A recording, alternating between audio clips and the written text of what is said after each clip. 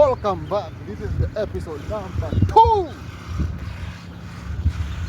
The Easy XN Talks. So, today, we travel jana.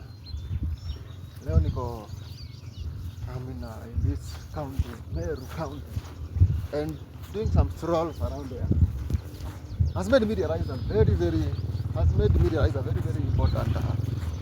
According to me, then, like if you look around, the place is so beautiful. The people out here, those I have not interacted with anyone, they seem to be good people. Everything is inaendelea tu kama kawaida. And this makes me wonder, how did we end up here where we are? I mean,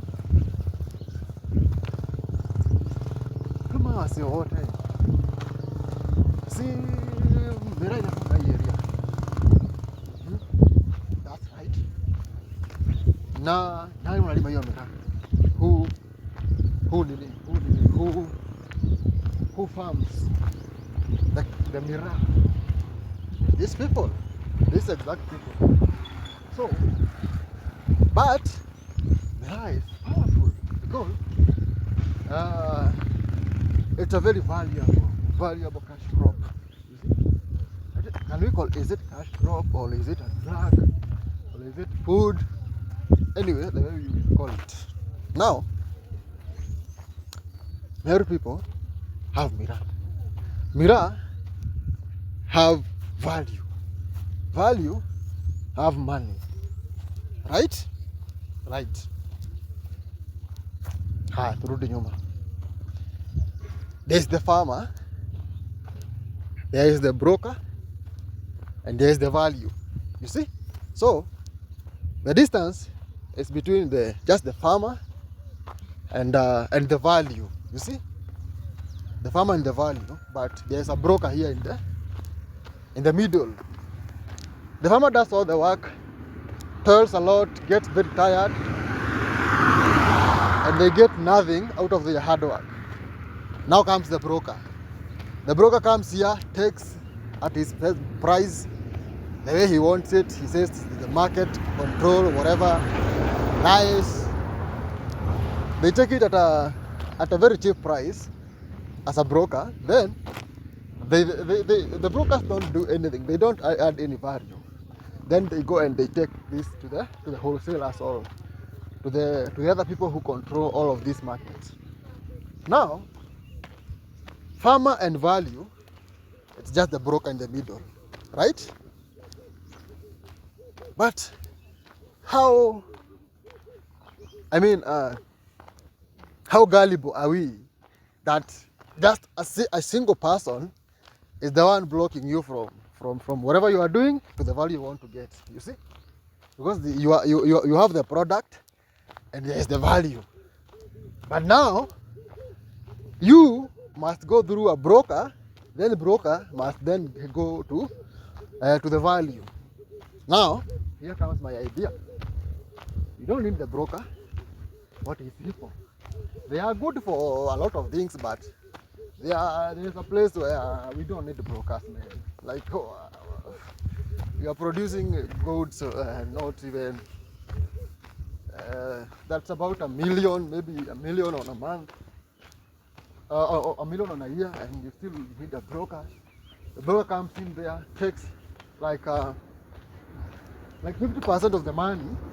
You see, he comes, he takes like 50% of the money. Then you are left with the rest. And you know, this is not the profit. This is a net income. So it means, you'd have to pay your workers maybe. If it's farm input, you have to pay them. Then, when you do the math, maybe you earn around maybe 200,000 out of the 500 for a whole year. What was it for? And you know, you have the product and there's the value. So What is this middleman doing here? What is this fucking middleman doing here? He doesn't farm. He doesn't buy you input. He doesn't buy you whatever. He doesn't help you in any way. The only thing he does is just come at the right time and set his prices. You see? So let's circle back. Where did we begin all this? We began all this with having a farmer with a product, and the product having a and the product being very, very valuable. Because you cannot agree. Miraa is it's just something that's loved, and not just by Kenya. And if it's not just loved in Kenya, that means then we have $1 billion, not even a billion, $1 trillion product. And why are we doing anything else? Because we have some idiots known as brokers. And a broker doesn't have to be that just it can even be a corporation, a whole corporation. It's just broking you, bro. Like, you know, in Kenya, poverty is a currency. And being poor means that a few individuals are very rich because of your poverty. So, these few individuals will not, and I say will not, allow, use R, allow, not allow, allow, and we not allow you to benefit from your very, very expensive product. Like, how does this make any sense? Someone please come and tell me, how does this make any sense? You have a product that is very, very valuable, and then there's another individual who is overworking to make sure that your valuable product will never help you. He is making sure that your valuable product will never give you value. All the value goes to him. Now, here is the answer. What should the farmers do? We know. Populations, there's nothing else. You know, you cannot invent the wheel. You cannot invent anything. But rules are made to be used. You know? And if a few individuals are bypassing the rules to benefit themselves, it means then we can bypass those rules to benefit ourselves parallel to them. They think, so what should the farmers do? Let us not go so much into philosophy and bullshit. Farmers should shikana, like you and your neighbor, like 10 of you. You see, like 10 or even 50 of farmers. You catch each other. Then you say, we will be delusional. We will be delusional for 5 years. We will be delusional for 5 years. You see? We will combine ourselves. We go to the bank. We take a huge loan and bank it on our product. That will be our guarantee. Then we will go all legs in. We will go all legs in. Use technology, use knowledge, use statistics, use everything to get there. You know what? They will fail a few times. But then guess what?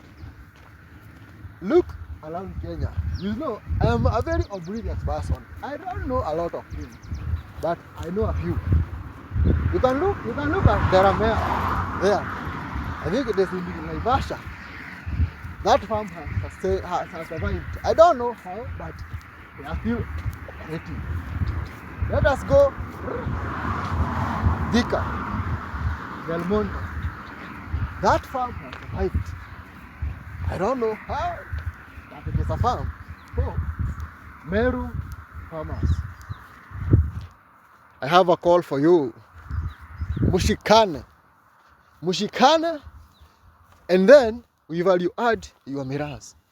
Me, I don't want to be a reader or anything, but me, I want to see people thriving, because I am happy when people are thriving. You know, Me, I'm like a god.